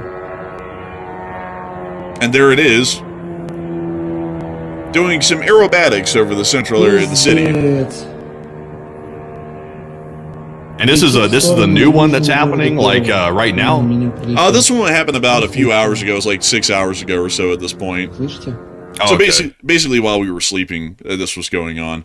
And that is currently most of all the news that we have out of Russia. We also were able to hear, folks, that apparently the withdrawal of the U.S. forces from Germany that's been brought up by the president is apparently going to be specifically affecting the 2nd Cavalry Regiment at Vilsek-Grafenwohr, which is a striker formation. This is a combat-ready forward-deployed unit and non-administrative personnel. It's built for rapid movement, armored operations, and NATO exercises across Europe, with frequent deployments to Poland, the Baltics, and Romania. Particularly, the 2nd Cavalry Regiment is one of the more mobile firepower units that the U.S. military has currently within the area. It is also not attached to an Atlantic Resolve rotational division. I believe it's actually directly attached to the 5th Corps itself, based out of Poznan, Poland, and it also is, well, actually, really quickly, let me go check that really quickly, because I actually have this one on one of my maps. So let me go check the Cav regiment and go see where it is and what command it falls under directly. This map finally became useful. Let me scroll on down. Let me see here. I need to find the 2nd Theater, 2nd Cav regiment. Is this it? No, that's not it. The 2nd Cav. There it is. So the 2nd Cav Regiment falls under the command of 5th Corps in Poznan, Poland. So it does fall under the command of 5th Corps in Poznan. And this is more so of a rapid maneuverability force, especially compared to the armored brigades that we generally keep under the control of the Atlantic Resolve rotational divisions. And it's a little bit of concerning to move it out, because this is basically our quick reaction force that can race up to a field, kind of fix the Russians in position, hopefully a little bit, or slow them down, or basically create a screen to be able to slow down their advance before our armored brigades are able to move in and really start punching them down. So a little bit interesting that we'd be moving that one out, because it's not really a good move for the United States in terms of grander strategy, and is basically leaving all of our Atlantic Resolve rotational divisions without any form of a screening force, which the 2nd Cav Regiment would be able to provide in the event of open war. So it's not really hurting our enemies, it's more so hurting us if we remove this unit from Europe, as it holds an integral part in our early operations if the outbreak of war ever does happen inside of Europe and we have to respond. So, I hope that does address that little story the best I can at the moment. But with that, we're still waiting for breaking news to come out at this time. We have a little bit more news right here. Also, by the way, inside of Moscow, a pretty top-level guy turned up dead in Moscow this morning. They found him apparently in an apartment. I want you to keep this in mind, by the way. Last night when we saw the attack by Ukraine on Moscow, we did see a high-level apartment appeared to get hit directly by a Ukrainian drone, and several people were pointing out last night very precisely that maybe that was a targeted hit by Ukraine on somebody, but we never got details about it. But all of a sudden this morning, though, we heard that the former head of Russia's chemical protection division had been found dead in Moscow. They discovered him, in some circumstances I can't describe on YouTube, unfortunately, but he was found in his apartment, and they say that it was something that was a little bit questionable about what happened to him in that apartment. So he was a pretty high-level guy, by the way. Just to give us more details about this guy, he was apparently the ex-commander of the Russian Radiation, Chemical, and Biological Defense Forces. He was a Colonel General Stanislav Petrov, and he's now deceased as of this morning. So we don't know if maybe it was like one of those covert FSB hits that occasionally they go take out some of their people that have left positions before, I guess just to tie up loose ends or something. Or maybe, possibly the Russians are trying to cover up the fact that maybe he was in that apartment last night, they got hit, and maybe he was the target possibly. Not entirely sure. Right now it's all speculation, but he is deceased as of this morning. But Enforcer, what do you think about that? Sounds like foul play to me. That's what I think. The Russians are pretty familiar with doing this sort of a thing to their people, so it sounds like someone got the window treatment again this morning. But beyond that, not really much more to report on than that. So with that, at the moment, we actually are waiting for more breaking news to come out. And while we are waiting for more breaking news to come out, we're going to take a brief little moment to get to... Oh, actually, we got breaking news coming out at this moment right now. So what do we got, Matthew? So we have some breaking news that the UAE is dealing with yet another wave of drone and missile attacks right now. I have seen some UAE commentators say that Iran will regret this, but we don't know what that means. It could mean anything. It could mean that maybe Iran's going to have some nasty statements lobbed their way by the UAE officials. It could mean that the UAE is going to lock some more people up for filming in their own country. It could mean anything. But apparently the UAE is getting attacked yet again.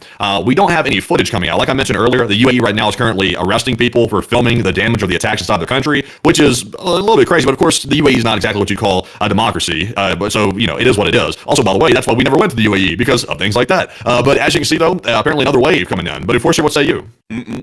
Sounds like someone's breaking in. Oh man, but it sounds like they're under attack some more. We've yet to see anyone respond to the Iranian attacks over the hours that they've been going on, so we'll just have to wait and see if anyone does anything. Sounds as though the Iranians are back on the warpath and they are at war with us once more and our allies, but yet the United States has not responded, or the UAE for that matter either. So with that, we will be waiting to see what comes out of this information and news that's transpiring at this moment. And with that, it's time for us to get on into chit-chatting with you all for a little bit as we wait for more breaking news to come out over the next several moments. And so, Matthew, what do we got? I'll tell you what, the UAE is like all those like super villains speaking to Batman. You're gonna regret this, Batman. it's like, come on now. It's Come like, on, Mr. Nice Guy. You got the spirit in you. Like, that's the spirit, defend yourself, self-defense, a crazy old-fashioned concept, self-defense. But, it's like, you might maybe decide to defend your country, possibly. I mean, trust me, nobody's holding the UAE back. Like, I can almost assure you that the United States is not telling the UAE, you can't attack, don't do it. I promise you they're not saying that. I think the U.S. was trying to prod the Gulf states to actually defend themselves the last time that they were getting attacked. So, I don't know why the UAE is doing this. I don't know why they're sitting back really thinking about it. Maybe they're trying to work up the courage or something. I don't know. But anyways, though, moving on from that and moving into our super chat questions here in the meantime, we'll keep scanning for more breaking news, by the way. I'm sure there will be more coming out shortly. But our first one goes to none other than Joppy. And thank you very much, Joppy, for that $100 support. We do appreciate that very, very much. And Joppy said, as a continuation to my last super chat, let me go see where that one was. I'll read off the other one first, since Joppy put in that one first. Excuse me, by the way, over here sniffling. I apologize, folks. I apologize for sniffling on the air like that. We literally woke up, drank coffee. First thing I had to do was start researching immediately for the stream. Like, once I woke up, I was still in a fog, like the war is right now when I woke up. And the coffee hasn't done much for me. It really hasn't jolted me awake like I thought it was. So I might have to go for another, possibly. But now I'm sniffling on the air, so I've hit rock bottom. But our first question here from Joppy said, a country's leader and underlings repeatedly threatening big attacks and counterattacks and not following through. I never thought I would hear that from the U.S. China or Russia, sure, they do it all the time. But USA, what the hell? Yeah, I know. It's very annoying because usually with the U.S., we're supposed to live up to our word of what we say is what we do, and it doesn't really get done a lot these days, for that matter at this point, which is very annoying to me because I feel like the United States ought to be pretty direct. We ought to say either the strait's going to be open in 14 days or we're going to be opening it, and then once 14 days passes, we go and forcibly open it, instead of what we've seen so far, which is, if the Iranians don't open the strait, we're going to blow it up, and then it comes to the very last hour of that deadline. Actually, everybody, I've had a change of heart due to the Iranians going to the toilet and dropping a log. We're going to be extending the ceasefire indefinitely now. And then it's just stuff like that endlessly. And now they attack us today, and our response is, well, that's really unfortunate. Looks like South Korea ought to come and help. Anyways, we're going to be having a press conference tomorrow, and I also picked up gold chandeliers for the ballroom. Look at them. It's like, why can't we just actually respond to what's going on? And a lot of people these days are just completely, brain dead, I would assume. When they talk about this kind of stuff in foreign policy, because some people will sit there and say, well, clearly the U.S. can't just be straightforward. We've got to lie about everything. And it's like, well, what happened to the transparency the U.S. government's supposed to have and has had historically forever? I don't know if y'all know this, but the first time that the U.S. ever went to war with anybody, rather than Britain, it was a group of pirates in North Africa that kept on boarding and raiding U.S. merchant ships that were traveling around the area. And Thomas Jefferson sent them a letter and said, hey, y'all are going to stop that, or we're going to go over there, and we're going to make sure that y'all regretted ever doing that. And they kept doing it, and then we built the U.S.'s Constitution, and literally for that reason, and sailed it over there and made sure that they regretted ever doing it. In fact, we completely destroyed their little barber pirate state nation that they had made and burned their entire port to the ground in Tunisia. So, it's like, ever since then,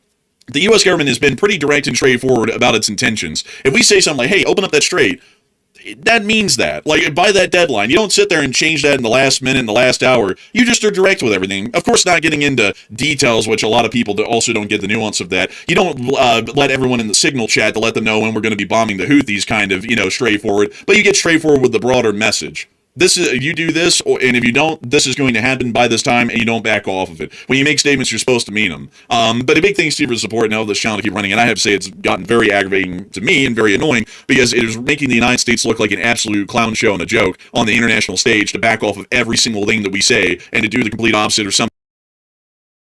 And I agree that we need to actually stick with what we're going to say and actually do it. But that's all for the senior news. We will have more update news and about what's going on about the Strait later on tonight at the 10:30 news, and we will be having live call-ins then as well. We're gonna continue to run these live call-ins for maybe 2 weeks if we don't start getting some